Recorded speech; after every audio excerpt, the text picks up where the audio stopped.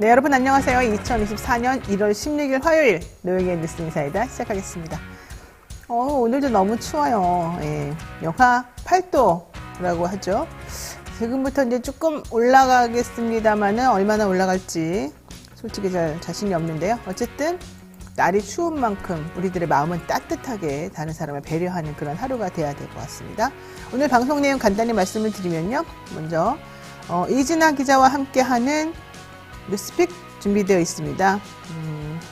지금 이진아 기자가 여러 가지 뉴스들을 전달을 해주고 있는데 그 뉴스들 잘 들어보면은 방향성 같은 게 좀 잡히긴 할 거거든요. 어쨌든 이진아 기자가 오늘 무슨 얘기 하는지 한번 잘 얘기 들어보시기 바라고요.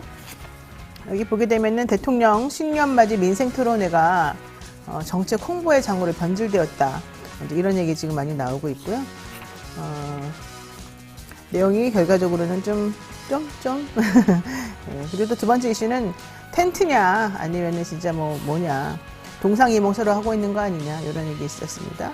그리고 저희들이 오늘부터 또 새롭게 대담한 대담 시간에 모시고 있습니다. 황희두 노무현재단 이사를 저희 이 코너에 신인기 변호사와 함께 모시게 되는데, 이분 입담이며 입담, 컨텐츠면 컨텐츠, 도대체가 다른 누구보다도 자타공인, 아주 그냥 대단한 분이죠. 오늘 한번 우리 황희두 노무현재단 이사 그리고 신인기 변호사와 함께 신나게 한번 얘기를 한번 해보겠습니다. 그리고 쇼미더민심과 영심은요, 이승영 뉴스토마토 본부장 그리고 또 박지영 뉴스토마토 기자가 촌철살인처럼 분석을 해주고요. 다들 좀 깊이 있는 얘기들 나눠보는 그런 시간 갖도록 하겠습니다. 쇼미더 영심도 있으니까 여러분들 어디 가지 마시고 끝까지 자리 지켜주시고요. 노영의 뉴스 인사이다 본격적으로 시작해보겠습니다.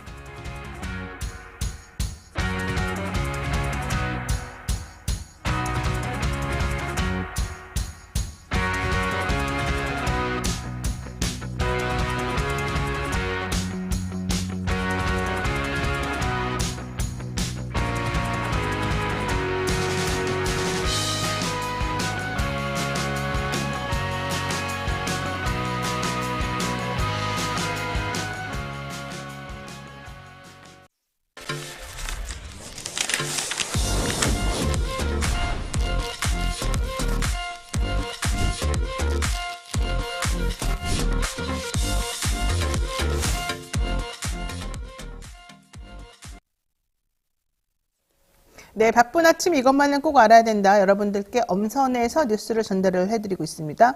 듣기만 해도 이해가 쏙쏙 되는 뉴스픽 시간인데요. 오늘은 이진아 기자와 함께 하겠습니다. 어서 오십시오. 네, 안녕하세요. 우리 대통령님 기자회견 안 한 지 1년 5개월이 넘었는데 네. 그래도 민생은 한번 돌아보고 싶으신가 봅니다. 벌써 1월 달에 3번 돌았어요. 4일, 5일, 11일 이렇게 됐나요? 지금 4일, 10일, 15일입니다. 4일, 10일, 15일인가요? 자, 근데 여기 나올 때마다 얘기들이 많습니다. 이게 민생 토론이냐 아니면은 총선을 위한 행보냐 이런 얘기인 것 같은데 우선 신년맞이 민생 토론회 지난 4일부터 10일, 15일까지 총 세 차례 진행되면서 실제 민생 토론이라기보다는 정책 홍보의 장으로 변질되고 있다. 이런 지적이 있는 거 좀 설명을 들어볼까요? 네, 일단 어제 윤석열 대통령이 올해 들어 3번째 민생 토론회에 나섰습니다. 어제 다뤄진 주제는 민생을 살찌우는 반도체 산업이었는데요. 이 자리에서 윤 대통령은 올해 예산에 R&D를 좀 줄여서 불안해하시는 분들이 많은데 내년도 예산을 만들 때는 R&D 예산을 대폭 증액해서 민생을 더 살찌우는 첨단 산업이 되도록 약속하겠다. 이렇게 말을 했습니다. 그러면서 이런 반도체 지원책이 대기업 특혜가 아니냐는 논란을 스스로 언급하면서 큰 기업들이 도와주고 어려운 사람 힘들게 만드는 것이 아니냐 이런 이야기가 있는데 이것은 거짓 선동에 불과하다라면서 우리가 다시금 명확히 해야 될 것 같다라고 강조를 했습니다. 제가 궁금한 건 대통령님께 질문, 물론 대답 안 하시겠지만 질문이 이거예요. 왜 올해 예산에 내년에 그렇게 대폭으로 다시 증액하겠다고 했으면 올해 R&D를 왜 깎았냐? 왜 깎았어요? 누가 그렇게 깎으라고 했어요? 깎아서 무슨 효과를 얻고 싶어 했던 거예요? 요거 제가 질문하는 게 하나가 있고요. 또 하나는 대기업 위주로만 모든 지원이 이루어지고 있는 것에 대해서 사람들이 여러 가지 말을 합니다만 아니라고만 말할 게 아니라 아닌 거를 구체적으로 예를 들어서 한마디라도 한번 해보십시오. 이걸 말하고 싶다는 거죠. 지금 큰 기업 도와주고 어려운 사람 힘들게 만드는 거 아니냐 그런 얘기들이 있는데 이거 거짓 선동이다. 그럼 좋아요. 거기까지 좋고 그럼 거짓 선동이라 그러면 왜 거짓 선동인지 얘기가 나와야 될 거잖아요. 왜 거짓 선동입니까? 대답 좀 부탁드리겠습니다. 네, 계속하시죠. 네, 구체적인 그런 내용은 나오지 않았지만 지금까지 정부의 기조를 보면은 부자세 감세라고 하죠. 법인세나 부동산 보유세, 금투세 등을 감소하고 있는데 근로소득세 같은 경우에는 계속 증액을 하고 올리고 있는 있어요, 우리 거. 네, 아, 못 상황입니다. 살겠어요, 진짜. 네, 그래서 이제 이보다 앞서 열린 2차 토론회에서는 어떤 이야기가 또 오갔냐면요. 12일에 열린 2차 토론회에서는 윤 대통령이 재개발, 재건축 규제를 확 풀겠다라고 했는데 다주택자에 대한 세금 완화 정책을 이제 발표하면서 윤 대통령은 다주택자들의 집값을 올리는 부도덕한 사람들이라고 해서 이런 징벌적 과제를 해온 것은 정말 잘못된 일이고 결국 그 피해를 서민들이 다 입게 됐다. 이런 중과세를 철폐해서 서민들이 또 임차인들이 혜택을 입을 수 있도록 만들겠다라고 밝혔는데요. 이때 부동산 시장의 중요 정책들은 부처 내에서 합리성이나 이제 여야의 협의 과정이 없이 논의한 것에 발표한 것에 대해서 좀 많은 이목을 좀 집중이 됐는데요. 이때 언론에서는 대통령의 깜짝 발언이란 점만 강조를 했습니다. 또 전문가들은 특히 지난 10일에 있었던 두 번째 토론회를 지적하면서 대놓고 다주택자를 양성하려는 것이 아니냐, 또 안전진단 없이 재건축을 한다는 것은 건설사를 살리기 위한 정책일 뿐이라고 지적을 했습니다. 네, 저는 대통령 말한 것 중에 다주택자를 집값을 올리는 부도덕한 사람들이라고 해서 징벌적 과세를 해온 것은 정말 잘못된 일이다. 여기까지는 오케이. 맞습니다. 저는 인정합니다. 다만 결국 그 피해를 서민들이 다 입게 됐다. 이렇게 대통령이 말했는데 그건 제가 동의를 못하겠어요. 어떤 면에서 피해를 서민들이 입게 된 건가요? 다주택자들에게 세금을 물리는 것은 그 세금으로 걷어가지고 사실은 복지라든가 서민을 위한 정책으로 쓸 수 있다는 면에서는 긍정적인 의미가 있는 것인데 지금 대통령은 징벌적 과세를 해온 것은 정말 잘못이고 그 피해를 서민들이 입는다라고 말했거든요. 그러니까 인과관계가 성립이 솔직히 안 된단 말이에요. 그래서 네. 이제 아마도 이렇게 말하는 뜻은 징벌적 과세를 하게 되면 임차인들에게 임대인이 이 월세 같은 거를 되게 많이 올려가지고 할 것이다. 뭐 이런 주장인 것 같은데 실제 그렇게 되지도 않을 뿐더러 그것 때문에 징벌적 과세를 해온 것 자체를 다 무너뜨린다? 이건 좀 안 맞는 것 같다. 이런 얘기인 것 같고요. 또 하나 중요한 건 대놓고 다주택자 양성도 중요하지만 토론을 안 해요. 이분은 그냥 앞에서 막 지금 자기 본인만 네. 얘기하죠. 네. 그러니까 토론이 안 된다 이런 얘기도 있어요. 네, 실제 토론회 때마다 논쟁이나 질문은 없고 네. 전체 발언 중에 4분의 1 이상을 대통령 혼자 이야기하는 형식이라는 이야기가 나오면서 참석자들이 이건 토론회가 아니다라는 얘기도 나왔는데요. 질문을 못하게 하잖아요. 질문을. 네, 또 참석자들이 또 어떻게 형성됐는지 이것도 비공개라고 해서 좀 의문을 낳고 있습니다. 그리고 앞서 말씀하신 것처럼 다주택자를 좀 양성하는 것이 아니냐 이런 얘기가 나왔는데 실제로 대통령이 두 번째 토론회 때는 모두가 집을 가질 수 없다라는 발언을 했는데 네. 사실 이 내용을 보도한 언론은 많지 않았습니다. 뭐 어쨌든 이날 이외에도 이제 그 세 번째까지 토론회를 거치면서 사실상 총선을 앞둔 선심성 정책 발표라는 논란이 되고 있는데요. 지금까지 열린 세 차례 토론회는 모두 여당이 수도권 위기론을 거론하고 있는 용인과 고양, 수원에서 진행됐습니다. 행사 준비에 관여했던 정부 관계자는 언론을 통해서 이제 인터뷰를 했는데요. 주제도 지역도 조금이라도 표가 되는 곳으로 하려는 총선용이라고 직접 이야기를 했습니다. 또 지난 정부에서 총선을 앞두고 지역별로 사업을 떨어뜨려서 포퓰리즘이라는 비판을 받았기 때문에 이번에 토론 형식을 빌려서 하게 된 것이라고도 설명을 했습니다. 그리고 여기에 지금 민생 이 토론회에 참석하는 사람은 누군지가 왜 공개가 되지 않죠? 물어봤는데 이건 대답을 하지 않아서 왜요? 그래서 동원했다는 모르겠습니다. 얘기 같나요, 그러면? 그래서 누가 했는지 모르겠는데 거기에 이제 영상에 나오는 걸 보면요. 거의 뭐 녹화라는 얘기도 있고요. 실제로 거기서 토론한 사람들의 모습을 보면은 뭐 질문보다는 저희 지역구도 와주세요. 뭐 대통령님 이거가 필요합니다. 라면서 그냥 의견을 게재하는 느낌 정도에 지나지 않았습니다. 야, 신기하네. 그러니까 그리고 사람들하고 얘기를 안 하고 네. 일단은 그냥 내가 일방적으로 전달할 테니까 호응해줘. 그런 모습을 연출해줘. 이거네요, 사실은. 네, 앞서도 예전에도 지난해 때도 그런 비슷한 논란이 있었는데 이번에 네. 또 비슷한 것으로 보입니다. 그리고 신현가님이 말한 것처럼 또 끄덕끄덕 부대가 동원된 겁니까? 이쁜이님 알바생입니까? 그러니까 이런 의심을 할 수밖에 없는 게 됐어요. 디올백 내나님 들러리 또 돈 주고 사온 것 같은데요. 이런 얘기도 지금 하고 있고 질문을 못하고 토론을 못해요. 이게 좀 이상한 것 같다는 거죠.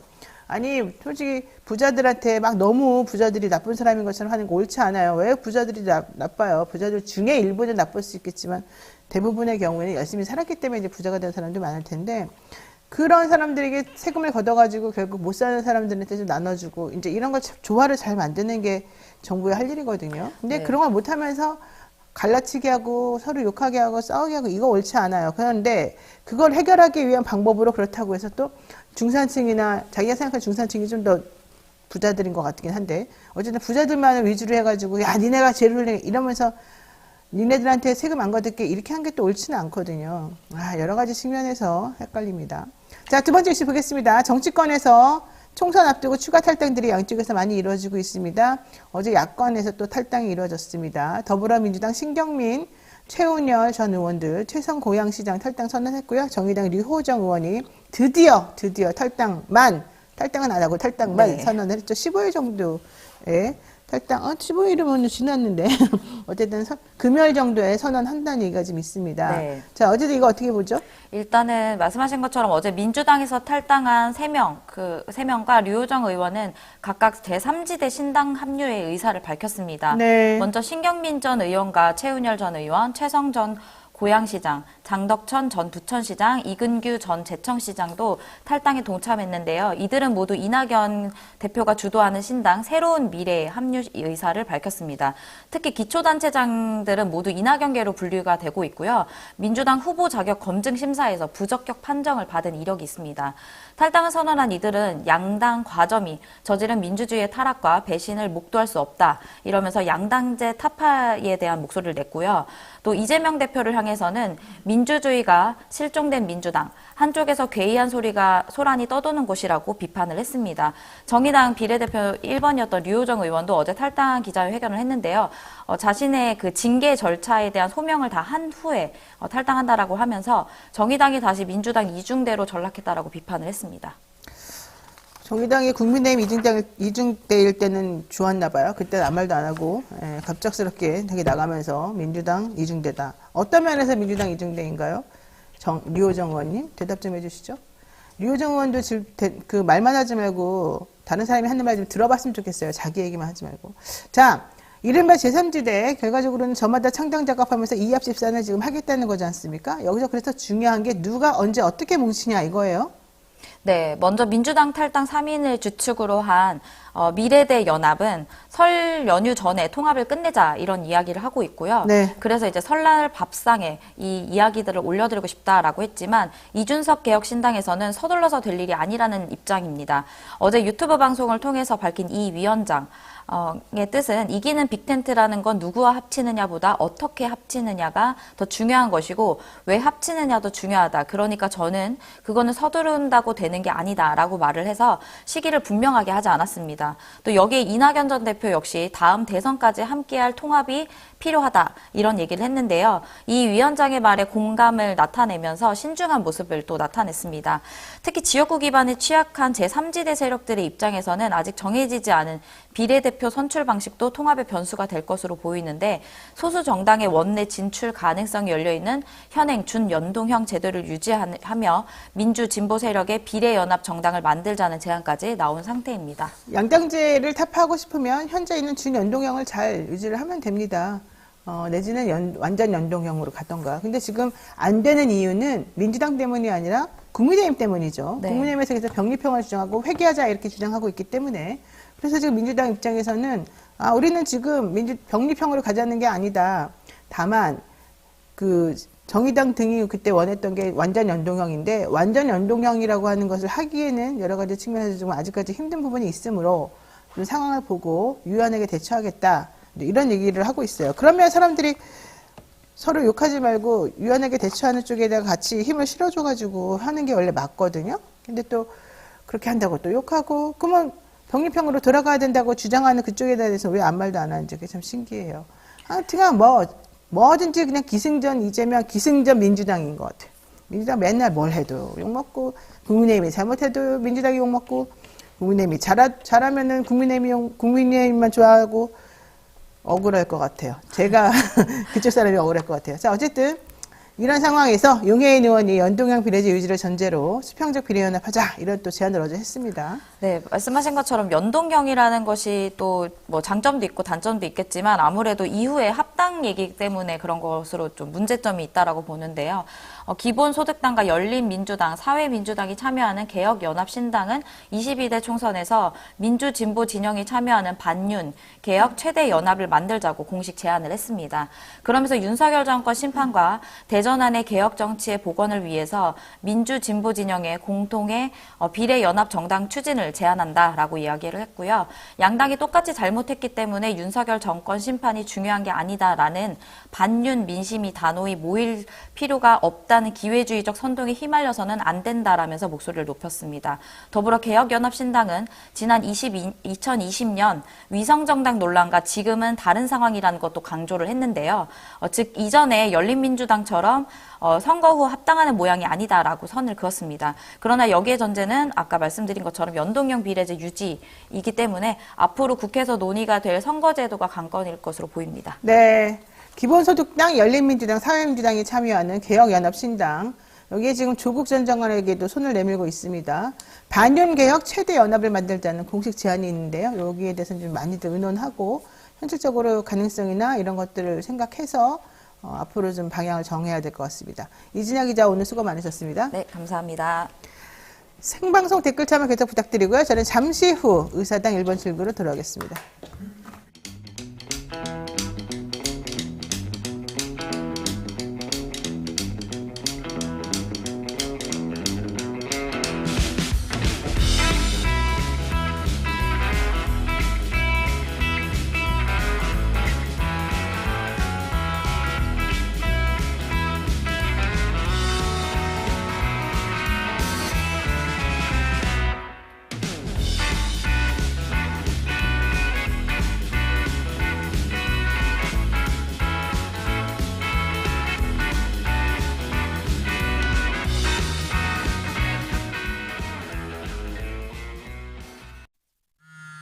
벌칙 대상 행위 금융위는 여보세요? 발견된 뭐 맨날 똑같지. 형사 벌칙 시간 없어. 대상이 되는 행보하여야 함. 나 시험 한 달밖에 안 남았어. 형사 규정 4조고요. 시정명령 문제는 또 언제 형사 푸냐. 규정 제27조입니다. 응. 지금 먹으려고.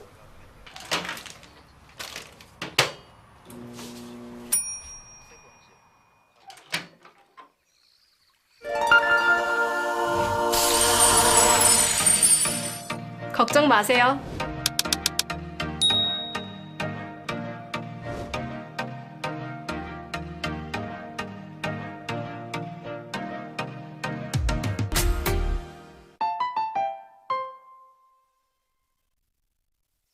네, 산삼의 본향 함양 지리산 자락 800고지에서 농약 한 방울 비료 한 톨 없이 오로지 자연의 힘으로만 산양 산삼이 자라고 있습니다. 바로 그 산양 산삼을 우리가 여러분들께 드립니다. 사포닌 함량이나 효과가 자연 산삼과 진배가 없다고 그러고요. 7년근 뿌리, 잎, 열매 한 뿌리를 한 병에 담았는데 사포닌 함량을 압도적으로 완전히 추출해낼 수 있는 그런 공법으로 이 제품을 만들었다는 거예요. 컴파운드 K 강화 특허 추출 방식이라는 건데요. 이걸 이용해가지고 사포닌 함량을 획기적으로 높였어요. 그러니까 이걸 먹으면 면역력이 좋아지고 피로가 좀 덜해지고 이런 얘기가 있는 겁니다. 부모, 남편, 아내, 자식, 또 내 아는 모든 사람들 중에 예쁜 사람만 내가 미운 사람은 주지 말고 예쁘고 내가 좋아하는 사람한테만 한번 이 지리산 천년의 기운을 선물해 보시기 바랍니다. 산삼 순백 1+1도 주고요. 더 중요한 건 산삼떡 3종 세트도 저희가 준비했습니다. 세 가지를 드리는 거죠. 말하자면 화면 보시는 것처럼. 전화 문의는요. 1666-1080이고요. 1666-1080 네이버 검색하면 산삼 순백으로 보시면 됩니다. 저희 식구들이 이거 먹고 있습니다. 다들 이거 효과가 있는데 기운이 나는데 이런 얘기 하고 있습니다. 네. 여러분들도 한번 드셔보시고요. 본격적으로 오늘 또 방송 해보겠습니다. 언젠가 여의도에서 비상할 날을 꿈꾸는 청년 정치인들의 속풀이 코너죠. 의사당 1번 출구 시간인데요. 오늘 두 분 함께 하겠습니다. 신인규 변호사 어서 오십시오. 네, 안녕하세요. 신인규입니다. 네. 그리고 이 듬직한 신인규 변호사는 디폴트고, 뉴페이스가 지금 나타났습니다. 황희두 노무현재단 이사인데, 어서 오십시오. 네, 안녕하세요. 황희두입니다. 황 이사님 정말 오랜만입니다. 진짜 오랜만이에요. 네. 작년에 한번 저기서. 그러니까, 네. 왜 이렇게 저하고. 그건 아니고 네. 공부할 것도 많고 벌려는 일도 많고 그럼 정리가 책임질 됐어요? 수 있게. 예? 정리가 됐어요, 그래서? 안 되더라고요. 일이 더 늘어나더라고요. 알겠습니다. 일이 계속 늘어난다는 거는 그만큼 능력이 좋고 찾는 사람들이 많다 뭐 이런 뜻이겠죠. 신 변호사하고 우리 황 이사하고 나이 차이가 어때요? 둘이 똑같아요? 제가 뭐, 91년생이랑 친구, 전용기 의원하고 친구. 그러시군요. 제가 네네. 조금 위. 내가 예, 좀 그러네. 조금. 아주 조금. 아주 조금. 예. 예, 약간 형 동생 하는. 아니, 근데 저도 우리 황 이사님하고는 뭐 다른 방송에서 한번 이렇게 대화 나눴던 적도 있는데 합리적이시고 해서 저도 네, 오늘 맞아요. 이제 격주로 토론한다고 하니까 좀 기대를 갖고 왔습니다. 맞아요. 여기 보면 잘생긴 황희두다 이러는데 나는 신익이 잘생겼단 말을 못 들어보고 아닙니다. 잘생긴 황희두 이런 얘기 나오는데 아닙니다. 뭐 본인의 또 그래도 겸손하게 한마디 하세요. 아까 말씀 주셨듯이 지난번에 방송에서 뵀을 때 합리적인 보수다. 그 생각이 많이 들어서 끝나고도 이런저런 이야기를 많이 했었는데 특히 지금은 또 되게 힘든 길을 가시더라고요. 그래요, 혼자. 정말, 왜 그런지 모르겠어요. 또 근데 이런 소신도 또 저는 그런 면에서 오히려 이준석 신당과의 좀 다른 모습이 보인다. 그래서 굉장히 기대를 하고 있습니다. 그러니까 이게 참 말로는 좋고 내가 딱 봤을 때 이렇게 괜찮은데 문제는 이제 이렇게 되면은 좀 극단적으로 가면서 뭔가 막 선전선동하기를 원하는 사람들 입장에서는 좀 약해 보이거든요. 이렇게 합리적으로 가게 되면. 그러면은 그렇게 그냥 사람들을 현혹하는 말을 많이 하는 쪽에 가게 된단 말이죠.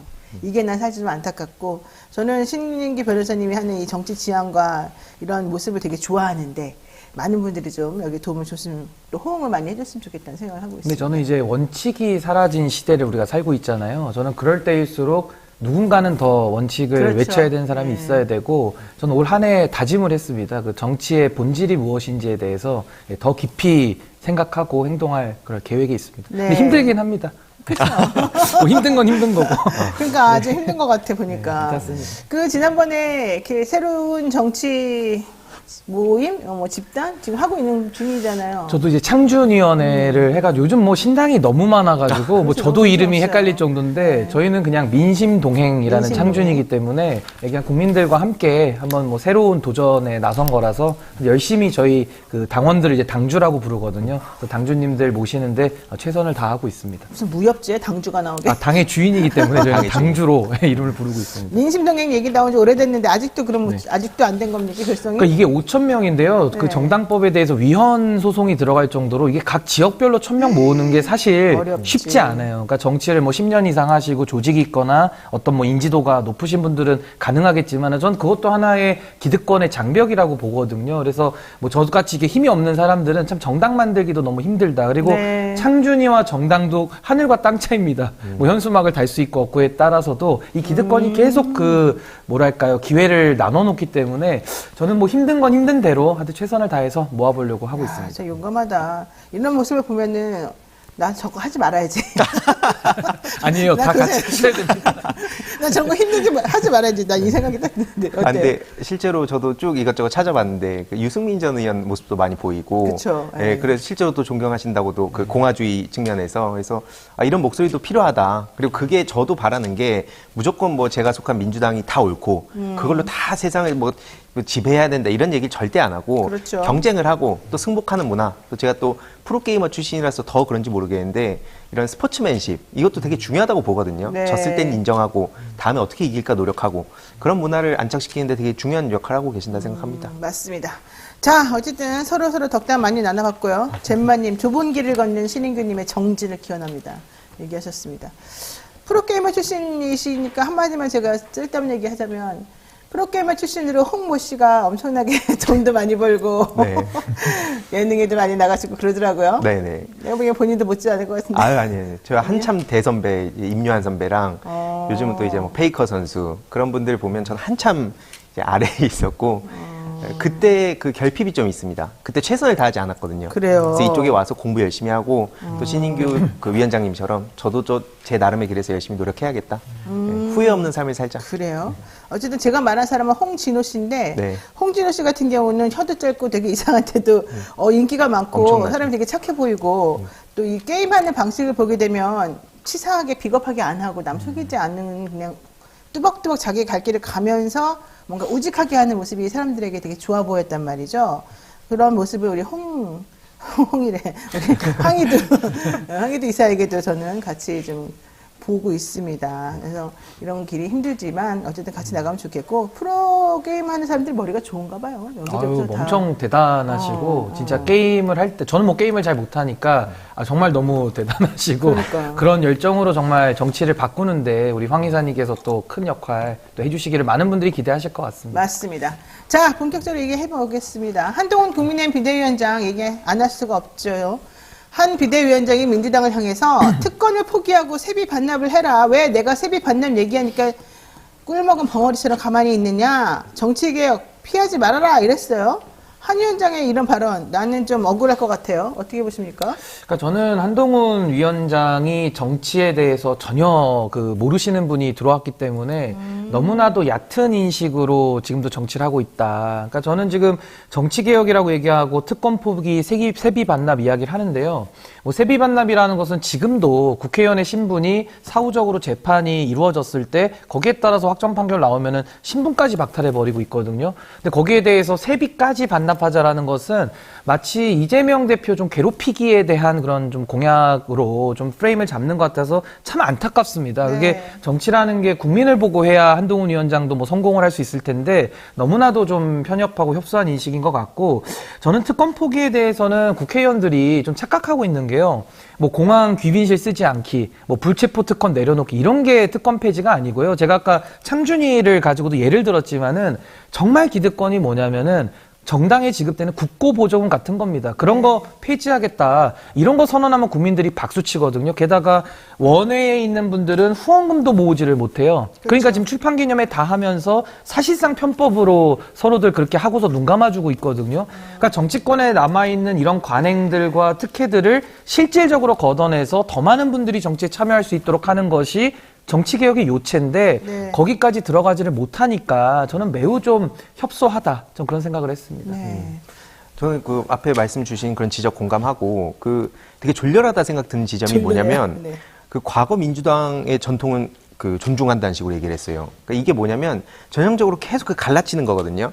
언제부터 본인들이 뭐 김대중 전 대통령, 최근에 기류의 김대중 영화도 나왔지만 계속 전라도 출신이라고 엄청 비하하고 노무현 전 대통령에 대해서도 지금은 띄우는 것처럼 얘기하지만 네. 한창 때 막 환생경제, 뭐 경포대라면서 얼마나 조롱했습니까? 그렇죠. 근데 이제 조만간 또 문재인 전 대통령을 띄우면서 이재명 대표를 또 갈라치는 그런 시도를 분명 할 거라고 보고요. 아까 뭐 말씀 주셨듯이 이거는 결국에는 그냥 이재명 대표를 옥죄기 위한 거다. 저도 그렇게 생각을 합니다.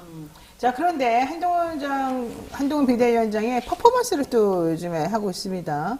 공약개발본부 출범식에서 택배 상자를 들고 나와서 막 이렇게 뜯어요. 부스럭부스럭. 부스럭부스럭. 예, 이거 어떻게 보셨습니까? 그러니까 저는 한동훈 장관의 정치라는 게 결국에는 이미지 정치 그리고 이재명 정치 이 두 개로밖에 설명이 안 되거든요. 더 다른 내용이 나오지도 않고 네. 앞으로도 시간이 지난다고 이게 더 나아질 걸로 보이지도 않아서 참으로 절망스러운데 이게 지금 집권 여당의 대표거든요. 거기다가 이제 비상대책위원장인데 한가하게 택배 박스를 뜯는 이런 연출이나 하고 있다라는 게 너무나도 이건 좀 국민들 입장에서 한심하다. 지금 국민들은 택배를 요즘 많이 이용하시죠? 물가가 올라가지고 좀 택배 시키기가 무서운 거예요. 급여도 이제 줄고 뭐 예를 물가가 올라가고 가처분 소득이 줄어드는 거거든요. 네. 근데 이런 상황 속에서 정치인들이 한가롭게 저렇게 택배 뜯는 쇼나 하고 있으니 참 국민들 보시기에는 얼마나 참 답답하실까라는 생각이 들고 이런 식의 이미지와 쇼 정치 해가지고 국민들의 삶이 나아집니까? 이게 지금 뭐 대한민국 정치가 전반적으로 수준이 떨어져서 국민들께서 상당히 좀 정치 혐오, 불신이 심하지만은 집권 여당이 지금 제정신을 못 차리고 있으니까 네. 더 정치가 질이 떨어지는 것이다. 전 한동훈 위원장은 정치를 해선 전 안 되는 사람이라고 이야기를 했었습니다만은 지금도 제가 말했던 것을 스스로 입증해주고 있다. 매우 안타깝습니다. 조영용님께서 한동훈 위원장은 연예인 데뷔한 것 같습니다. 도대체 정치 데뷔한 사람인지 연예인 데뷔한 사람인지 하는 모양새가 정치와 전혀 안 어울리는 행보여서요. 좀 기대 이하인 것 같습니다. 이런 얘기를 하고 있는데 사실은 그런 얘기 한 사람들이 좀 있는데 컨텐츠가 없다. 지금까지 나와가지고 한 게 도대체 뭐냐. 그러니까 김용남 전 의원이 국민의힘에 있다가 나가면서 이준석 대표랑 합류를 하면서 한 위원장에 대해서 온 지 벌써 몇 달 됐지만 한 게 뭐냐. 시끄럽게만 하고 아무것도 없다. 이런 얘기 했거든요. 근데 김용남 의원도 한 게 별로 없어요. 뭐 서로 이렇게 한 거 없다고 얘기할 그런 군번들이 아닌데 서로 그런 식으로 자기 정치적인 이익을 위해서 하는 거는 좀 옳지 않다고 보고. 네. 저는 어쨌든 한동훈 위원장은, 그래도 김용남 의원은 뭐 한 당에 가서 어떤 위원장 맡으니까 위원장의 격이 다르죠. 그러니까 한동훈 비상대책위원장은 정말 이거 대한민국 전체적으로 봤을 때 우리가 정치의 본질, 거기에 봤을 때는 저는 정말 지금 엉뚱한 짓을 하고 있다. 좀 그렇게 봅니다. 네. 아니, 그러니까 그 김용남 전 의원 얘기 나오니까 생각나는 게 지난 대선 때 개표 방송 때 제가 그분하고 또 정의당 한 분하고 셋이서 방송을 했었어요. 오. 근데 그때 김용남 전 의원이 계속 방송 내내 이준석 전 대표 리스크라고 엄청 욕하는 거예요. 맨날 이렇게 써요. 그때. 계속 욕하다가 갑자기 저렇게 가니까 물론 뭐 과거 발언 가지고 꼬투리 잡자는 얘기는 아니지만 어떻게 저렇게 홀라당 넘어가나 뭐 그 과정도 사실 전 좀 납득이 안 가는데 아까 뭐 한동훈 위원장 말씀 주셨듯이 거기 뭐 연예인이냐는 얘기가 나올 수밖에 없다 봅니다. 근데 저는 좀 화가 났던 거는 언론에서도 뭐 개딸 뭐 팬덤 정치하면서 계속 몇 년 동안 계속 지겹게 때렸는데 요거에 대해서는 오히려 막 아이돌이다. 2030이 환호한다. 이런 식으로 보도하니까 네. 이걸 보는 입장에서는 당연히 속 터질 수밖에 없습니다. 아니 그래 좀 황당하고 언론이 너무 편향되어 있다. 그냥 일단 여기는 무조건 띄워주기, 여기는 무조건 죽이기 뭐 이런 쪽으로 가는 것 같아서 저는 그게 좀 이해가 안 가고 더 중요한 건 그럼 컨텐츠로 얘기를 해달라. 도대체 컨텐츠가 뭐냐? 누구랑 사진 많이 찍었다.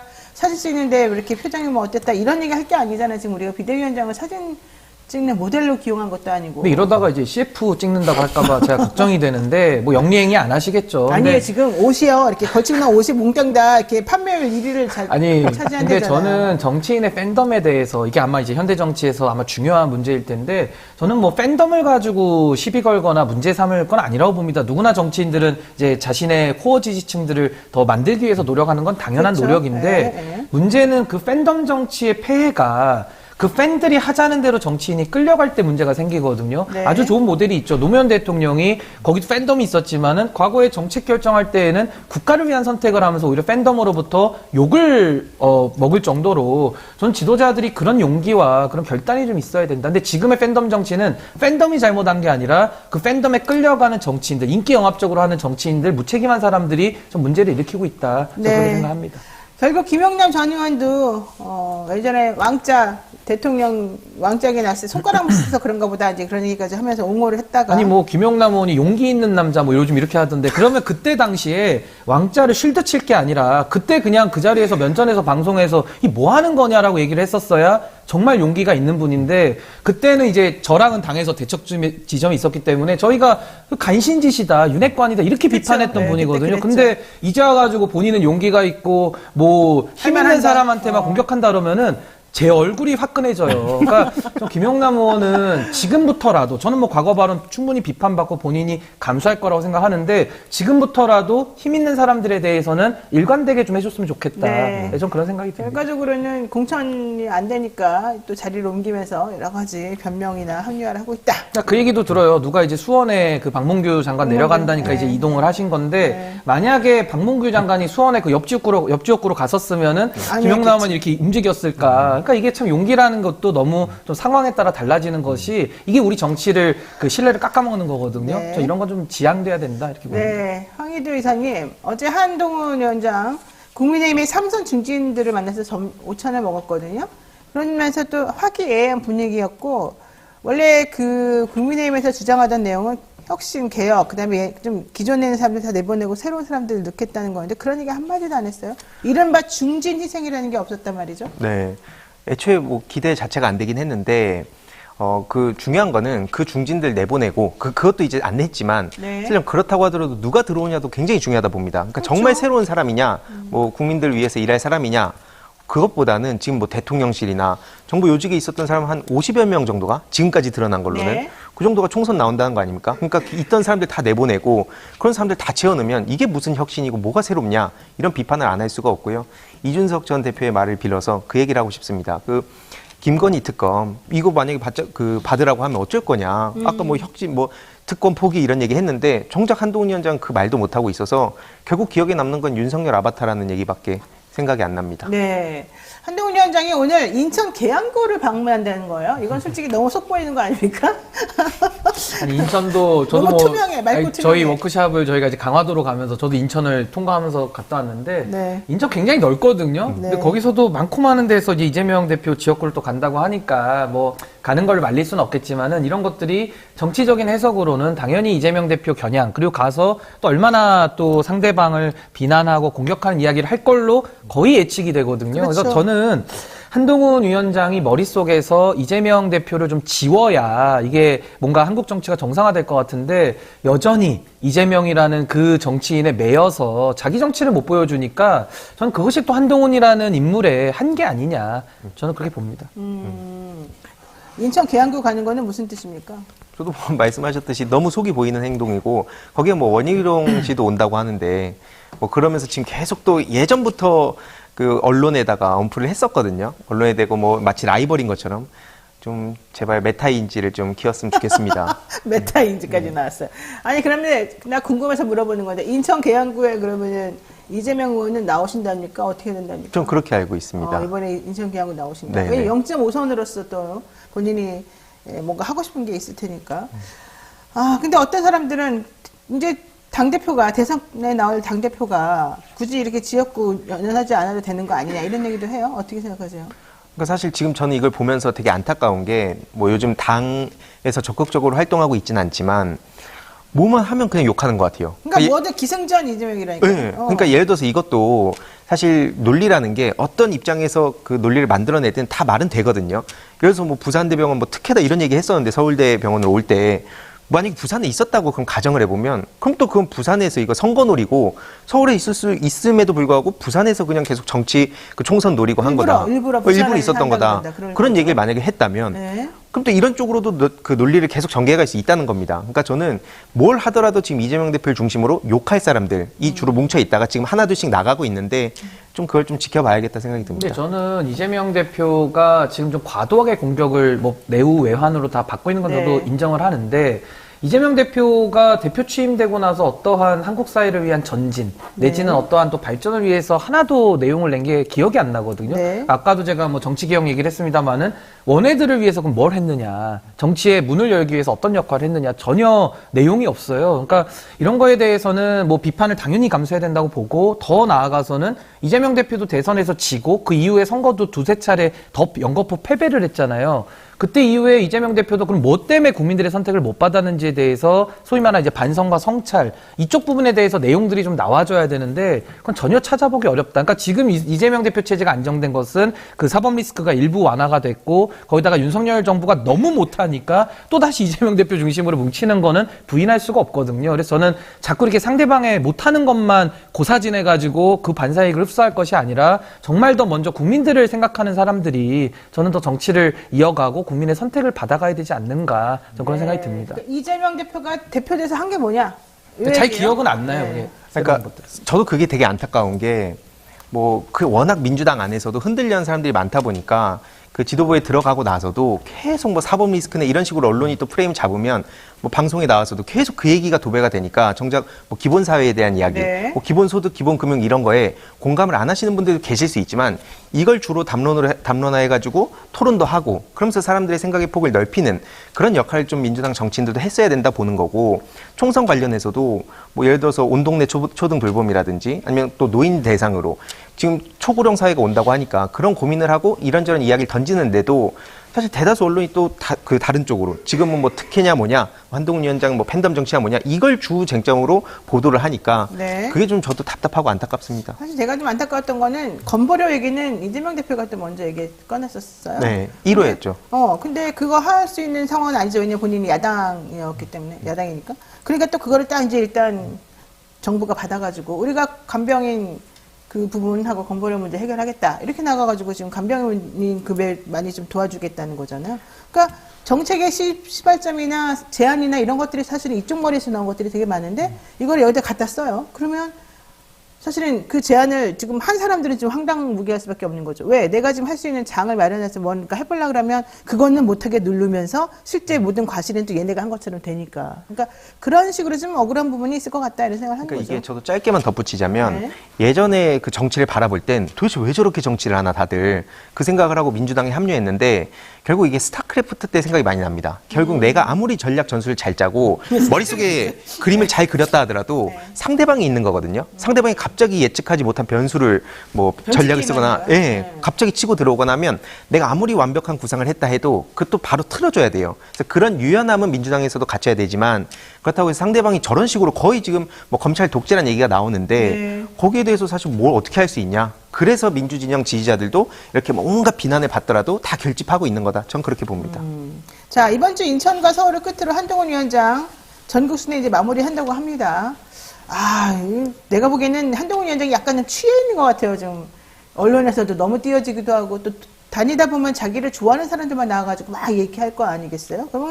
그러면 사실은 득보다 실이 더 많을 수가 있거든요.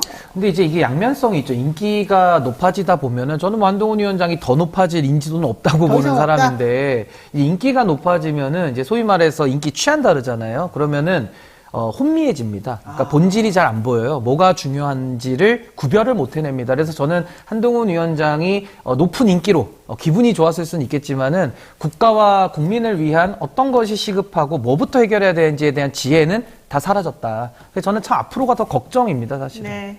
까메이님께서 한 게 왜 없어요? 탄핵 일단 올렸잖아요, 특검에. 도대체 이게 얼마나 중요한 일인데. 그리고 뭘 하려고 해도 다 막히니까 그런 거 아니겠어요? 이런 얘기 하셨습니다.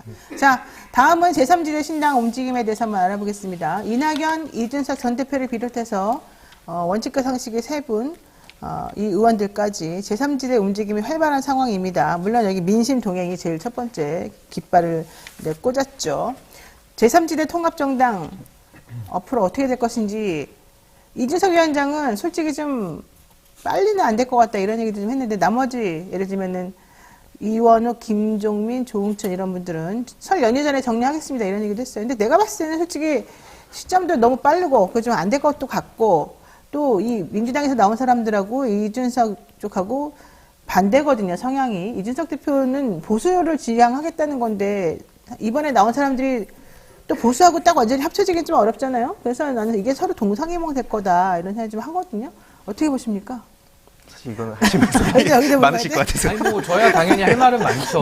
왜냐면 세게 해봐요. 저는 뭐 저 소위 말하는 빅텐트, 저 빅텐트가 사실은 빈텐트 될 가능성이 매우 빈텐트, 높다라고 빈텐트, 보아요. 네. 그리고 빅텐트라는 것이 구멍이 너무 많이 뚫려 있거나 네. 기둥이 약하면은 금방 무너지는 거고 우리가 뭐 과거 전례를 얘기해도 뭐 논증이 가능하지만은 그냥 지금 상황만 딱 봐도요. 나오신 분들 메신저로서 그렇게 신뢰 있는 분들 별로 없습니다. 뭐 굳이 따지자면 이준석 대표 정도가 상당히 좀 영향력이 있는 거지 그걸 또 신뢰라고 보기는 매우 어렵거든요. 그래서 메신저로서 이건 얘기가 끝날 것 같고 저는 보통 지금 신당을 하시겠다는 분들 제가 진정성 폄훼할 생각은 1도 없습니다. 다 뭐 본인들도 정치 생명을 걸고 나온 거니까요. 존중하는데 우리가 세 가지를 물어봐야 돼요. 그게 뭐냐면은 why, 왜 나왔냐? 왜 나왔냐? 그리고 how, 어떻게 바꿀 거냐? 그다음 what, 무엇을 할 거냐 이 세 가지를 물어봐서 답이 딱딱딱 안 나오면은 뭔가 딴 생각이 있는 거거든요. 그럼 그 딴 생각이라는 것은 본인의 영달, 본인의 욕심. 근데 그렇게 해서 정치를 바꿀 수 없지 않습니까?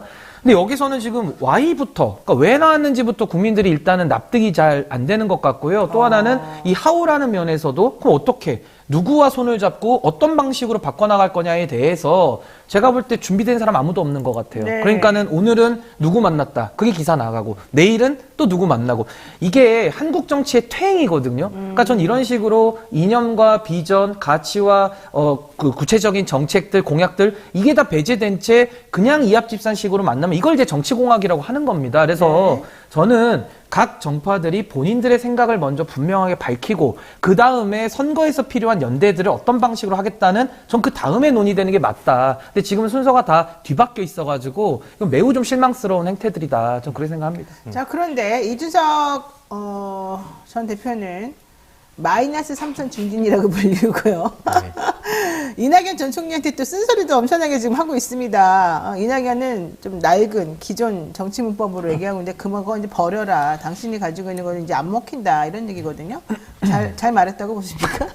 저도 기본적으로 뭐 너무 지나친 엄중 이거는 타파해야 된다고 보거든요. 뭐 기득권 당연히 타파해야 되는 건데 그 이준석 전 대표의 정치 방식이 좀 저게 맞냐. 그러니까 저런 얘기를 하는 게 그러니까 사실 사람한테 무례하게 대하는 거랑 또 이 뭐 지금 싸가지론이나 다양한 얘기가 나오지만 좀 본인을 성찰했으면 좋겠습니다. 오죽하면은 뭐 김무성 전 대표 같은 경우에도 정치 잘못 배웠다고 비판하고 있고 유승민 전 의원 또 잘 아시겠지만 뭐 인사도 제대로 안 한다는 거 아니에요. 그건 뭐 모든 사람들이 공통으로 하는 말이에요. 네, 그러니까. 이렇게 얼굴이 이렇게 딱 들고 약간 한 15도씩은 항상 올라가 있고 인사를 먼저 하지 않아요, 절대. 그러니까 저도 이걸 보면서 느끼는 게 예전에 그 스타크래프트는 나 혼자 잘하고 내가 막 독주를 하고 다니면 상관없었는데 네. 지금 정치는 그게 아니지 않습니까? 팀플레이입니다. 그렇죠. 근데 지금 팀플이죠. 계속 그냥 내부에 잘 된 거는 내 덕이고 잘못한 거는 내 팀에 트롤이 있었다. 뭐 이런 식으로 계속 언론에다 대고 막 얘기를 해요. 네. 누가 함께 하겠습니까? 정치 12년 했다며요. 근데 주변에 왜 이렇게 사람이 없는가? 이걸 좀 돌아볼 필요가 있다 생각합니다. 사람이 제가 없다. 주변에 있었던 사람으로서 아, 한 말씀 드리자면 저는 젊음의 착시라고 저는 봐요. 그러니까 쉽게 말하면 이준석 대표는 젊고 뭐 저랑 나이대가 비슷하기 때문에 근데 정치의 면에서는 젊지 않거든요. 정치는 꽤 오래 했고 그 감당했던 직책의 무게도 상당히 무겁습니다. 네, 심지어 무겁고. 여당의 대표로서 선거를 2번 이겼기 때문에 저는 그 중량감에 대한 혜택, 중량감에 대한 인정 이건 다 이미 받았다라고 보거든요. 그렇다면 지금 여기서 엄숙주의는 뭐 저는 논하고 싶지는 않고 기득권을 내려놔라라고 이야기를 하고 있는데 사람들 보기에는 젊으니까 기득권이 없는 것처럼 보이거든요. 근데 제가 볼 때는 이준석 대표는 기득권 중에 기득권을 지금 가지고 있습니다. 그렇죠. 언론도 마찬가지고 본인도 그걸 알고 있어요. 그러니까 저는 이준석 대표가 이낙연 대표에게 기득권을 내려놔라. 젊어 보이니까 왠지 맞아 보이는 느낌이 있는 건데 그건 착시다. 이준석 대표가 엄밀히 말하면 저는 뭐 삼지대 지금 그 빅텐트에는 낄 생각이 전혀 없지만 그 안에서는 제가 볼 때는 기득권으로 보이거든요. 네. 그러니까 이 부분에 대해서는 잠시 국민들께서는 좀 혼란스러우실 수는 있겠다. 저 그런 생각이 듭니다. 근데 하나 이- 덧붙이고 예. 싶은 게 그러니까 굉장히 중요한 말씀하셨는데 당대표일 때 그러니까 본인이 당대표일 때 뭐 했나 생각해 보면 전장년 같은 사회적 약자들 계속 끌어올려가지고 본인 언플을 안 됐었거든요. 네, 그래놓고 맞아요. 지금 와가지고 무슨 새로운 정치를 얘기하는지 정말 모르겠습니다. 자, 그 연결선상에서 김용태 예비 후보가 있습니다. 천하용인이라고 불렸던 전 최고위원이죠. 포천 가평에 출마 선언하면서 나는 이준석 신당에 합류하지 않는다. 왜? 지향점이 불분명하니까 이렇게 말했단 말이에요. 이준석이 그러니까 컨텐츠가 없고 그 사람이 지금 아까 우리 신인규 변호사 말한 것처럼 무엇을 위해서 이 행동을 하는가에 대한 답이 제대로 없다는 거잖아요. 근데 이제 컨텐츠가 없다 그러면은 또 논란이 있을 것 같고 정확하게 말하면 컨텐츠가 좀 얕죠. 얕다. 그러니까 국가와 그 공동체에 대해서 깊이 있는 성찰과 깊이 있는 철학으로 문제를 해결하는 것이 아니라 네. 그때그때 좀 땜질 방식으로 문제를 소위 말하는 언론의 중심을 받는 쪽으로 문제 형성을 하니까 결국 문제가 해결이 안 되는 거거든요. 그래서 저는 이준석 대표에 대해서는 어떤 면에서 유능하다고 볼 수는 있지만 그것이 국가와 공동체에 도움이 되는 유능함인지는 또 한 번 검증을 더 받아봐야 된다는 생각이 드는 자기를 것이고 돋보이게 하는 쪽으로는 잘 돼 있는데 정확하게 말하면 문제 발굴형이죠. 아, 문제 근데 문제 발굴형. 해결까지 가는 게 정치의 본령이니까 네. 거기서 보면 이제 반쪽짜리로 볼 수밖에 없고 저는 지향점에 대해서 불분명하다는 지적은 전 감수해야 된다고 봅니다. 왜냐하면 이 대표도 방송 나와서 하는 얘기를 들어보면 뭐 선명성을 더 가져가야 될지 아니면 더 통합적으로 빅텐트로 가야 될지 아직도 결정이 안 됐다라고 이야기를 하는데 그건 결정하고 나왔어야죠. 시간이 없었던 게 아니지 않습니까? 그러니까 그쵸. 저 같은 경우도 탈당을 제가 제일 먼저 했습니다만은 저는 마음을 굳건히 먹고 나왔기 때문에 지금도 이 고민에 대해서 흔들리지 않거든요. 근데 지금 그거에 대해서 이준석 대표뿐만 아니라 많은 지금 관계자들, 뭐 언론의 주목을 받는 사람들이 갈 때처럼 하고 나온 거예요. 이리 갔다가 저리 갔다가. 그러니까 이것이 원칙과 철학과 기준을 가지고 정치를 하는 것이 아니라 그 양당의 그 무질서와 혼란을 바로잡겠다면서 나온 분들이 똑같이 갈 때처럼 구니까 이 국민들의 눈높이에서도 이 선명성이 보이지 않는 거거든요. 그래서 저는 지향점이 없다라는 비판은 굉장히 구체적으로 들어가면은 좀 돌아볼 부분들이 상당히 좀 많이 보인다라는 생각이 듭니다. 그러니까 그 주변에 있는 분들이 사실 뭐 당을 다 떠나서 네. 그냥 경선에서 못 이길 것 같으니까 나간 거 아니에요. 그냥 다수 국민들이 봤을 때 그렇게 보이거든요. 그래놓고 뭐 자꾸 자기들끼리 엄청난 일을 하는 것처럼 네. 언론에 대고 얘기하는지 정말 부끄럽습니다. 네. 근데 그것도 이제 섞여 있는 거죠. 이제 뭐 천하람 위원장이나 이런 분들은 공천 때문에 나간 건 아닐 거고, 아, 이제 그렇죠. 김용남 의원 같은 분은 공천 때문에 나간 게 확실해 보입니다. 황희도 이사한테 마지막으로 하나만 여쭤보고 정리하겠습니다. 제3지대 신당 창당 관련해서 이재명 대표가 뭔가 통합의 메시지를 좀 더 강력히 내야 되고 좀 더 끌어안아야 된다. 이런 얘기도 하고 있고 지금 어쨌든 퇴원했으니까 정치 다시 이제 재개하는 시점을 좀 정확히 해줘야 된다. 뭐 이런 얘기도 나오거든요. 근데 대표가 지금 좀 침묵을 하고 있습니다. 무슨 의미입니까? 일단은 뭐 회복 기간이니까 특히 더 뭐 좀 고민을 하는 시기인 것 같고요. 또 나갈 사람들 아닌 사람들 이렇게 쭉 보고 있는 상황 같습니다. 왜냐면 네. 또 얘기를 하면 또 뭐 아프지도 않았는데 왜 그러냐. 지금 계속 그거 유튜브에 그 얘기하고 있거든요. 그래서 그걸 좀 보면서 그 개인적으로 그 사퇴, 뭐 통합 비대위 이 요구는 애초에 가당치도 않다 생각합니다. 할 말씀 있을까요?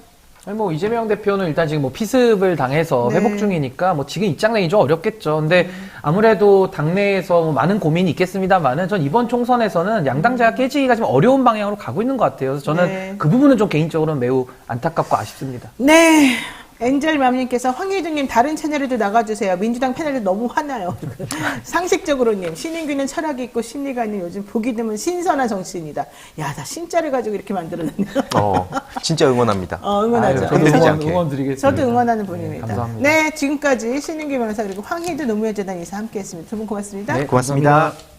네, 신선한 두 분과의 또 이야기 나눠봤습니다. 어땠는지 모르겠네요. 자, 소비자 선호도 1위 강화 교동 햇풍 맞은 고시가리 통통쌀 알려드리겠습니다. 1kg씩 소량으로 진공 포장되어 있어서 청결하고 신선합니다. 무공해 지역에서 생산된 상등급의 쌀이죠. 깨끗하고 맛과 모양이 아주 좋습니다. 통통쌀, 통통합니다, 일단. 먹다 보면 이 식감도 좋고요. 예. 그다음에 배도 부르고, 보기도 좋고 좋죠. 현재 통통몰에서 판매가 되고 있고요. 소비자들 만족도가 매우 높습니다. 구매해서 드셔보시면 좋겠습니다. 여러분의 많은 성원 부탁드리고요. 자, 이어서 쇼미더민심 한번 시작을 해보도록 하겠습니다. 왜 앉으세요? 왜 이렇게 아무도 자리를 안 해주신 거예요? 빨리 오세요. 제가 말하는 동안 이렇게 다.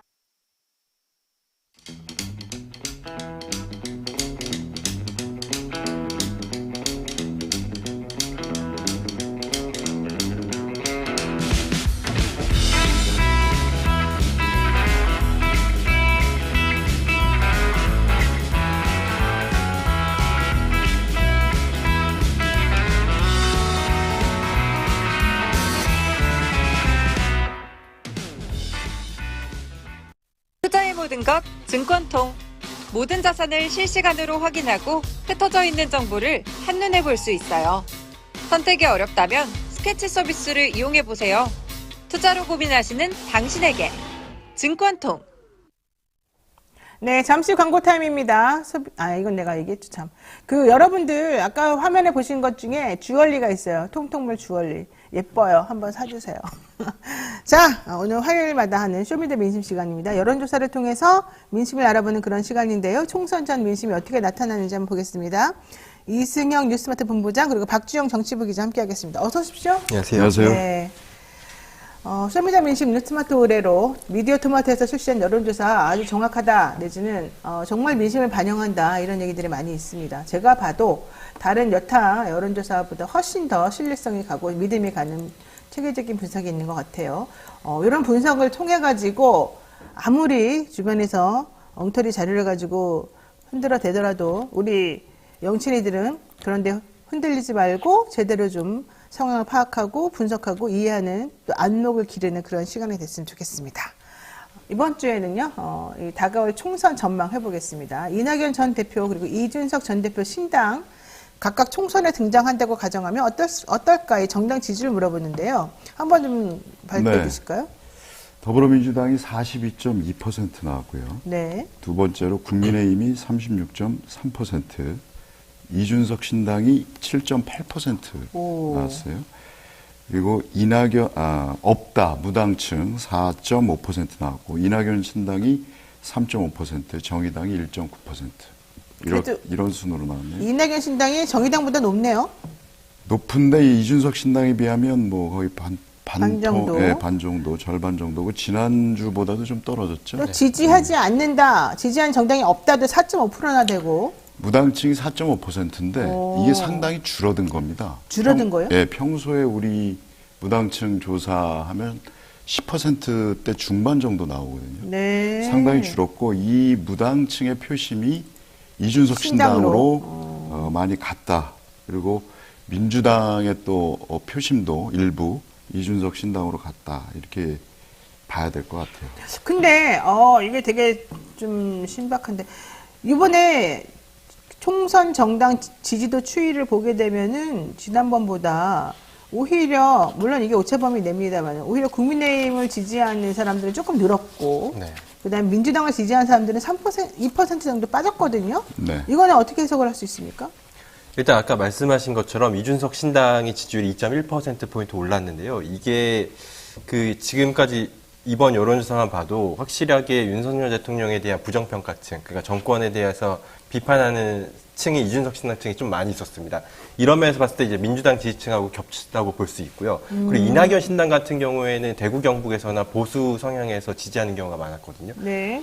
이런 걸 봤을 때 이제 이준석 신당 쪽에 민주당 지지층이 어느 정도 옮겨갔다라고 볼 수도 있고, 국민의힘 경우에는 1.1%포인트 정도 올랐는데, 이 부분은 뭐 어느 정도 윤 대통령이 최근 민생 토론회나 이런 걸 통해서 민생 행보를 보이고 있고, 최근 가급적 이제 정치적 발언을 자제하면서 민생 행보를 보이고 있고, 한동훈 비대위원장도 최근에 국민의힘에서 여러 현장 홍보를 다니다 보니 그거에 대한 상승 분위기를 타면서 1.1%포인트 정도 오르는 것 같습니다. 이게 지금 국민의힘이 원하는 그림 예? 구도로 가는 것 같아요. 아, 그래요? 왜요? 지금 민주당하고 국민의힘 격차가 오차 범위 이내로 좁혀진 겁니다. 지난주만 해도 9.3%포인트 차였는데 네. 이번 주에 양당 지지율 격차가 5.9%로 줄었거든요. 이거 오차 범위 이내라는 얘기예요. 그러니까 국민의힘 입장에서는 지금 민주당이 사정권 안에 들어왔다. 네. 그러니까 평소 한 8%에서 많게는 한 14% 차이가 났었어요. 네. 그리고 가장 격차가 컸던 것이 지난해 6월에 한 18.3%까지 차이가 났었는데 점점 줄면서 이제는 신당 두 곳이 나오니까 이런 결과가 나온 거죠. 그러니까 이낙연 신당의 효과보다도 영향력보다도 이준석 신당의 영향력이 네. 민주당 사람들에게 미치는 게 더 크다는 건데 이게 왜 그런지 좀 구체적으로 봐야 될 것 같습니다. 특히 호남에서 민주당이 지난주보다 20.9%포인트가 급락을 했어요. 네. 네. 그래서 47.7%를 기록했거든요. 호남에서가 치명적이었어요. 호남 지지도가 떨어진다. 네, 확 떨어졌어요. 이준석 신당 출연으로 인해서. 그런데 또 어제 제가 본 기사에 따르면 호남에서 국민의힘 지지도가 사실은 높았었는데 오히려 국민의힘 지지율도 많이 떨어졌다고 지금 나와요. 그 이준석 신당이 나오면서 12.4%를 이번 조사에서 가져갔거든요. 호남에서. 이건 뭐냐면 호남에서 민주당 다음으로 2위예요. 그러니까. 네, 국힘이나 이낙연 신당보다 높습니다. 네. 그러면은 왜 민주당 사람들은 이준석 신당 쪽으로 많이 갔을까요? 아무래도 이준석 신당의 주요 지지층이 20, 30대 젊은 층인데, 아무래도 호남에서도 20, 30대 젊은 유권자들이 많이 있을 거 아닙니까? 그러니까 그분들이 이제 이준석 신당에 대한 지지를 많이 하는 것 같고, 또 이준석 신당이 국민의힘 당대표 시절 때도 호남에서 많은 그 행보를 많이 보여왔습니다. 호남을 네. 배려하는 그런 행보를 보여왔기 때문에 그런 거에 대해서도 이준석 신당에 대해서 좀 호남 분들이 많이 지지를 하는 것 같습니다. 자, 이번 조사는요, 휴대전화 가상번호를 활용한 무선 ARS 방식으로 실시가 됐고요. 표본 조사는 95% 신뢰 수준의 플러스 마이너스 3.1%포인트입니다. 표본 조사 완료수는 1,003명이고 응답률은 6.8%로 집계됐습니다. 그 밖에 자세한 조사 개요와 결과는 중앙선거여론조사심의위원회 홈페이지 또는 서치통 홈페이지를 참조하시면 되겠습니다. 계속해서 얘기 이어가 보도록 하겠습니다. 최근 거론되는 제3지대 신당들이 빅텐트를 통해서 통합할 경우에 제3지대 신당 간판에 대해서 물어봤는데요. 어떤 인물이 제일 적합하다고 봤는지 대답을 해주실까요? 네. 제3지대 신당들이 빅텐트를 통해 통합할 경우에 네. 간판이 되는 사람이 누가 좋을 것 같냐, 누가 적합하냐 물어봤는데 없다가 일단 1등입니다. 34. 없다? 네, 없다. 이 중에서 없다. 34.5%고 네. 두 번째가 이준석 전 대표가 20.9%, 세 번째가 이낙연 전 총리가 16.4% 나왔고요. 기타 다른 인물이 6.3, 그리고 금태섭 의원이 3.8%로 다섯 번째고, 네. 그다음에 조응천, 김종민, 양양자 이런 순이었습니다. 야, 이원흑 의원은 0.9%예요. 네, 존재감이 미미하네요. 그래요. 존재감이 진짜 없는 걸로 나오는데 이낙연 전 총리가 이준석 전 대표보다 밀립니다. 네, 이것도 좀 밀리는데 예상보다는 좀 선전한 것 같다는. 예상보다는. 예상은 예상은 어땠었는데요? 이준석 전 대표가 압도적으로 앞설 것이다라고 봤거든요. 호남에서도요. 이낙연 대표가 지금 상당히 민심이 냉랭합니다. 호남 민심이. 그렇죠. 그러니까 뭐냐면 이준석 전 대표 같은 경우는 그래도 탄압받는 모양새를 갖추고 나가는 사람인데 이낙연 전 총리는 뭘 탄압을 받은 적도 없는 것 받은 같고 역사가 없죠. 민주당에서.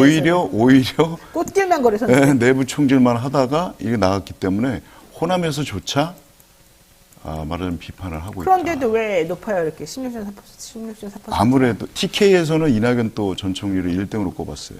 그러니까 이번 조사가 재밌는 게 보면은 연령별, 지역별, 정치상별을 보면 이낙연 전 총리와 이준석 전 대표 양강구도가 뚜렷하긴 했는데 이제 진보 성향으로 뽑히는 이제 호남이나 경기, 인천 같은 경우에는 이준석 전 대표에 대한 지지도가 높았거든요. 반면에 TK와 같은 이제 보수 성향이 높은 곳에서는 이낙연 전 총리에 대한 지지가 많았어요. 그러니까 전반적으로 봤을 때 그 신당, 이준석 신당과 이낙연 신당도 마찬가지고 진보 성향을 가진 지지층에서는 이준석 신당을 지지하는 사람들이 많았고 그리고 보수 성향을 가진 사람들은 이제 이낙연 신당을 지지하는 사람들이 많았습니다. 이게 어떻게 보면 오히려 이제 보수 진영에서 나온 이준석 신당은 오히려 보수 성향을 가진 사람들이 지지할 것 같고 그리고 민주당에서 나온 이낙연 총리 같은 경우에는 진보 성향을 가진 사람들이 이제 지지를 많이 할 것 같은데 오히려 정반대의 결과가 나오는 게 됐거든요.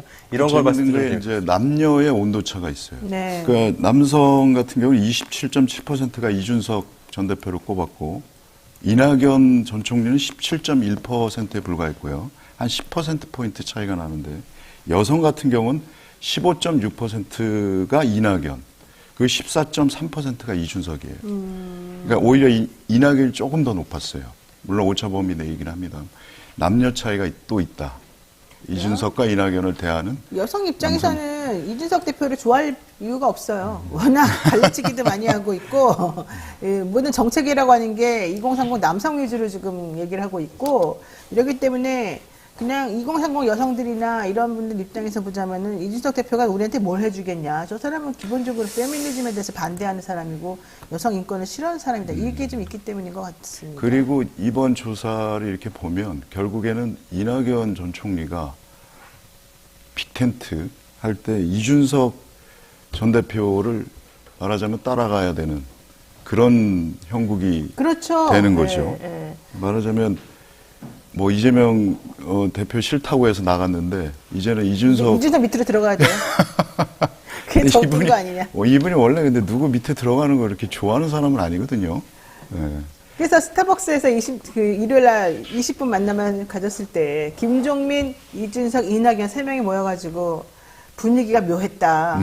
특히 이준석과 이낙연의 분위기는 매우 좋지 않았다. 이게 앞으로 이제 총선 지분 같은 걸 놓고 아마 잡음이 벌어지지 않을까. 그리고 김종민 의원은 조홍천 의원이 원칙과 상식에서 탈당해가지고 이낙연 전 대표랑 손 잡을까에 대해서도 궁금했었는데 사람들이 그러잖아요.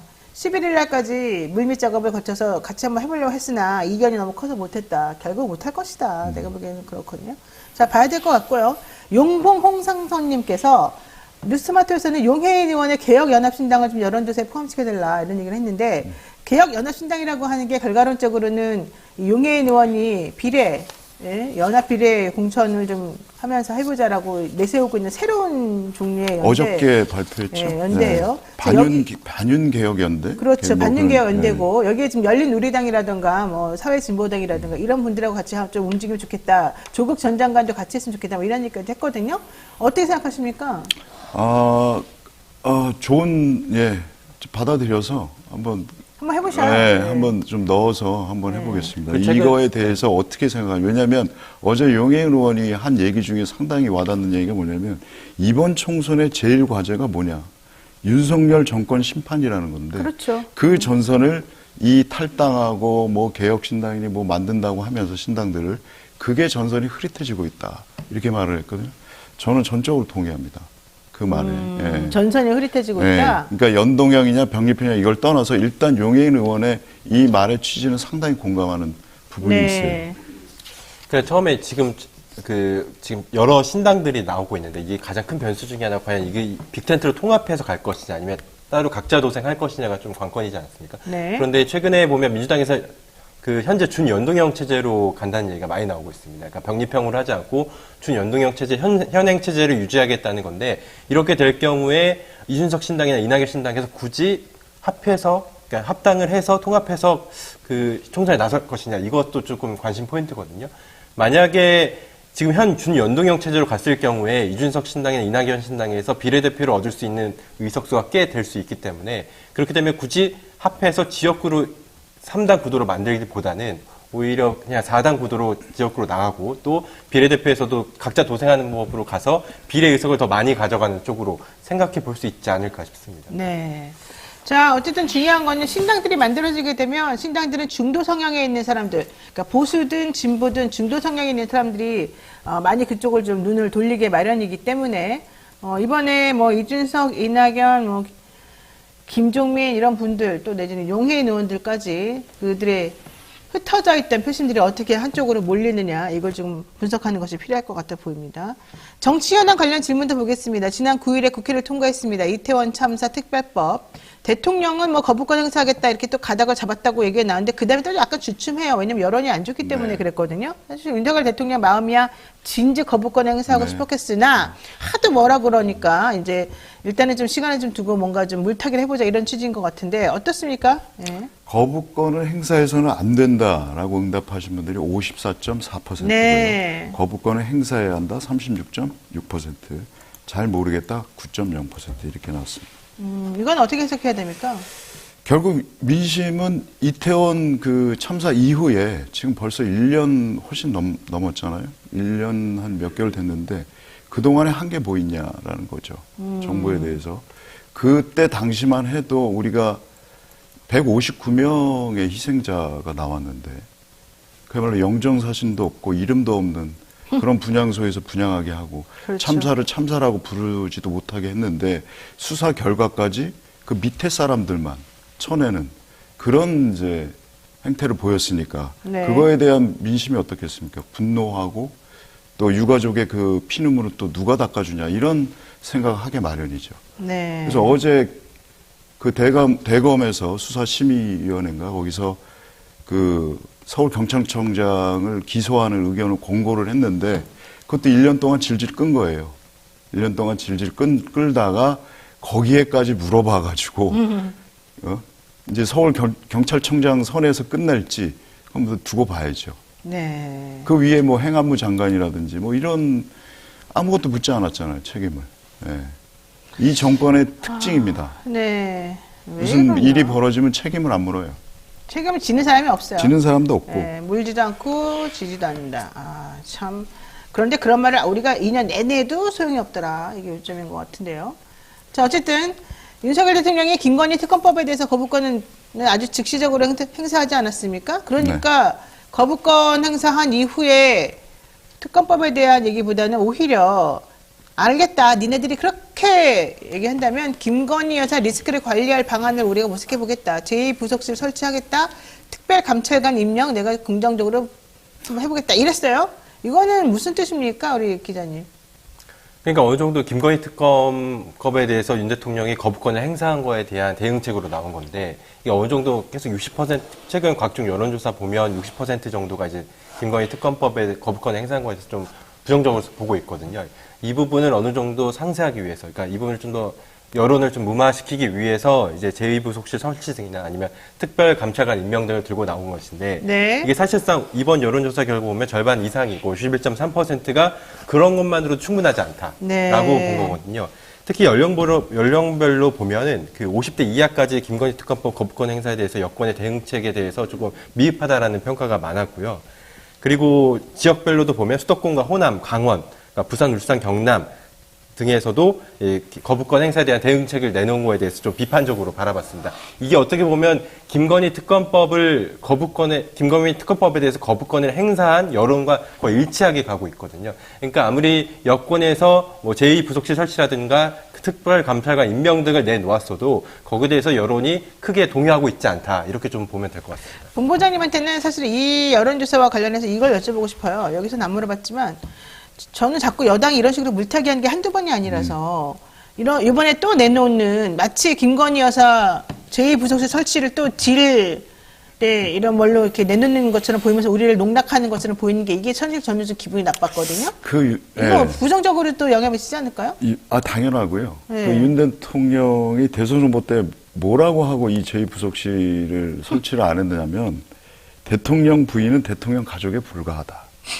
그러면서 영분이란 말도 쓰지 말자. 네, 맞아요. 이러면서 원래 일정 관리하고 행사 관리하고 하는 게 제2부속실 역할인데 그 폐지를 아예 해버렸고 이제 와서 말하자면 시혜를 베풀듯이 예? 마치 시혜를 야, 베풀듯이. 이걸로 맞바꾸자 퉁치자 이런 거거든요. 이게 바로 진짜 물타기이고 그야말로 그동안 김 여사 리스크 관리해야 된다.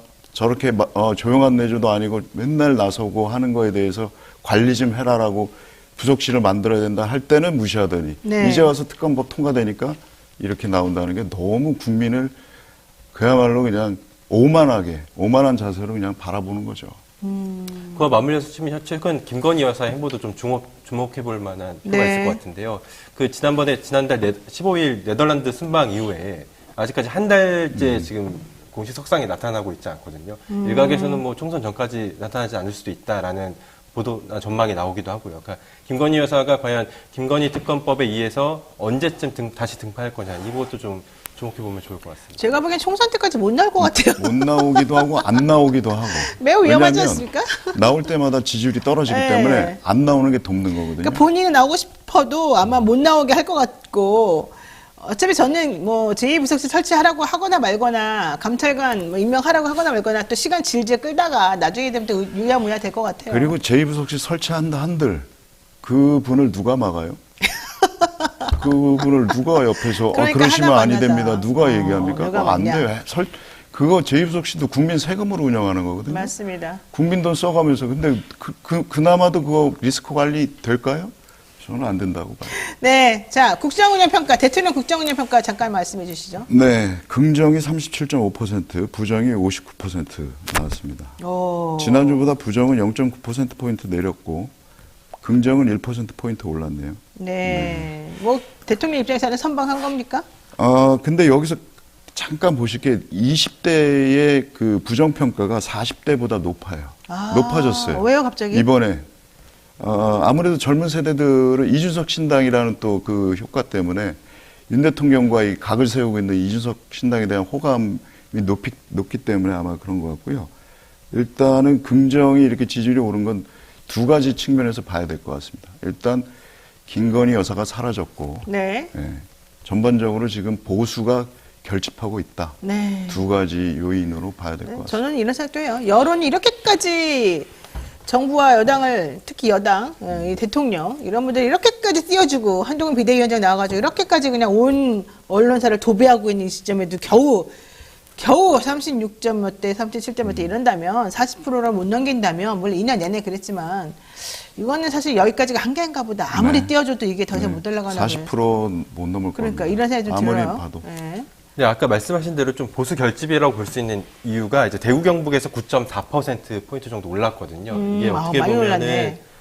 지금 윤 대통령의 행보가 최근 신년사부터 시작해서 약간 보수 결집하는 방향으로 지금 행보를 보이고 있기 때문에 물론 민생 행보도 같이 하고 있지만 최근 발언이나 이런 걸 보면 약간 전임 정부인 문재인 정부와 각을 세우면서도 야당을 겨냥한 비판적인 발언도 계속 내놓고 있거든요. 이런 걸 보면 보수층에 대한 그런 지지나 이런 것을 확실하게 끌어모으기 위해서 지금 행보를 보이고 있기 네. 때문에 보수 결집력 차원에서 지금 지지율이 조금씩 올라가고 있는 상황이라고 좀 봐야 될 것 같습니다. 그렇군요. 네, 저희가 오늘 쇼미더 민심에서 준비한 내용 여기까지고요. 이 엄혹한 시기를 헤쳐나가기 위해서 여러분들께 소개해드리는 이 상품 하나 말씀드리고 쇼미더 영상 연결하겠습니다. 건강보험, 차량보험을 더 저렴하게 만나보실 수 있는 전문보험 클리닉 업체 더 착한 보험입니다. 가족이나 친척, 지인에게 묻지마 보험 가입하신 분들 매우 많으실 텐데요. 보험료가 적당한지, 내가 도대체 무슨 보험을 들었는지, 그 보험은 어떤 성격인지 이런 거 한번 확인해 보시는 게 좋겠습니다.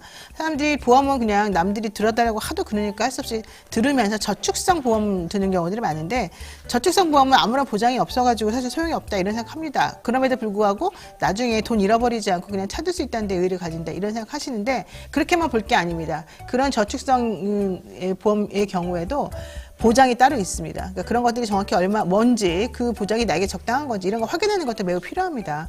결론적으로 여러분들이 지금 가지고 있는 보험 상품들을 쫙 꺼내 넣어 보시고 나한테 부족한 게 뭔지, 더 과잉돼서 없애야 되는 건 뭔지 한번 확인해 보시라는 거죠. 그런 것들을 더 착한 보험 클리닉에서 전문 설계사와 상담하시면 명확하게 정리가 된다는 겁니다. 실제 상담하신 분들, 많은 분들이 매우 유용했습니다라고 피드백을 주시는데 여러분들도 한번 예약하셔서 무료 방문 상담도 한번 해보시기 바랍니다. 상담 내역은요, 대표전화 1644-1236이고요. 010-7613-3303으로 연락하시면 언제든지 여러분들하고 예약이 가능하다고 하니까 영친이들 많이 이용해 보시기 바랍니다. 자, 바로 이어서 영친이의 소통을 위해서 특별히 마련한 코너 쇼미더 영심 시간입니다. 재미를 위해서 만든 거니까 가볍게 한번 들어봐 주시기 바랍니다. 자, 오늘 이번 주 커뮤니티 설문조사 주제 살펴보겠습니다. 네, 한동훈 부실 인사 검증 왜 반복되나에 대해서 물어봤고요. 되게 중요한 거 물어보셨네요. 네. 총 9,900명이 넘는 분들이 참여를 해주셨어요. 네. 그 가장 많은 답변이 윤석열 대통령 김건희 여사의 의중을 헤아리다 보니 91% 나왔고요. 5% 응답자가 극단 정치 유튜브 시청으로 비판적 사고가 어려워져서 라고 말씀하셨고, 이거 재밌네요. 3%가 미국 연방수사국 FBI 인사검증 시스템을 잘못 배워서. 특이하네요. 와, 너무 재밌네. 일단 거의 10,000명이 참여를 해주셨네요. 네. 야, 이렇게 많이도 관심이 있군요. 한동훈 위원장 얼마나 인사를 못했으면 이런 얘기가 이렇게 사람들이. 법무부 장관 때도 못했고, 그러니까. 네, 비대위원장 하면서도 다 그런 인물들만 골라서 네. 했죠. 자, 제일 핵심은 대통령과 김건희 여사 의중이 작용했기 때문에 본인이 하고 싶은 대로 못해서이다. 첫 번째.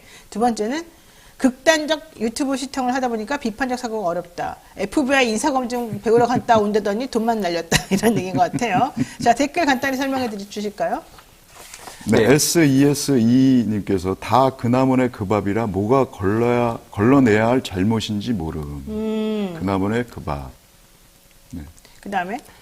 네, 유저 WX1님께서 그 첫 단추가 문제, 그들의 무오류라는 신념이 이를 키웠고 법의 비호 아래 누리는 것만 배운 게 문제 중 문제, 악의 네. 축이라고 해주셨습니다. 예. 네, KNU09님께서 내 편은 인사검증 안 하는 듯. 참나. 진짜 어디서 저런 자들을 데려오는지 궁금할 지경이네요. 이번에 비대위원들 정말 끝내주지 않습니까? 네.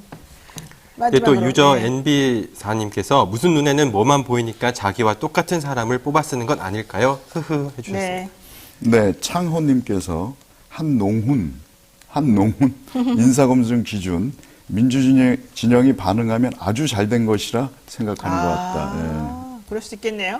또요. 네, 유저 VLE님께서 평가할 만한 게 없네요. 평생을 검사하던 사람이 집권당 대표를 한다는 것 자체가 코미디 아닌가요? 라고 댓글 남겨주셨습니다. 자, 이 중에서 2분 뽑아주세요.